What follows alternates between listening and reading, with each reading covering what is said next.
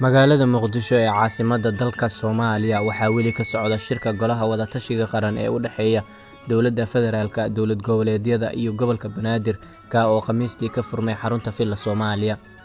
Shirka oo ah mid xasaasi ah ayaa waxaa shir gudoominaya Madaxweyne Xasan Sheekh Maxamuud iyada oo ay ka qayb galayaan Ra'iisul Wasaaraha dalka Xamse Cabdi Barre, Gudoomiyaha Maamulka Gobolka Banaadir iyo shanta hogaamiye goboleed ee dalka.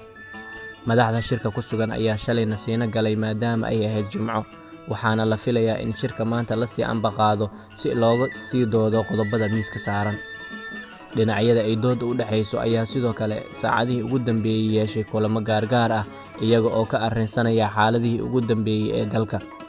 Arrimaha laga wada hadlayo waxaa ka mid ah ee miiska saaran amniga, gaar ahaan la dagaalanka Al-Shabaab, xoojinta wada shaqaynta dhexdooda ah, shidaalka iyo bini'aadanimada. Sida ay ogaatay Suguuyere Media, golaha ayaa isla meel dhigay in dhammaan madaxda dowlad goboleedyada dalka ay isku waqti u ka dhamaado xilka si aan howlo doorasho loogu mashquulin la dagaalanka adag ee lagula jiro xarakada Al-Shabaab. Qodobkan ayaa ka mid noqon doona war murtiyeed la filayo inuu ka soo baxo shirka Golaha Wada-tashiga Qaran ee u dhexeeya madaxda dowladda federaalka iyo kuwa dowlad goboleedyada dalka. Ilwareedyo lagu kalsoon yahay ee heshay Suguuyere Media ayaa inoo sheegay in shirka la soo gabagabayn doono gelinka dambe ee maanta, iyada oo la soo saari doono war murtiyeed qodobeysan oo ay isku raaci doonaan madaxda dowladda dhexe iyo kuwa dowlad goboleedyada dalka iyo duqa magaalada Muqdisho.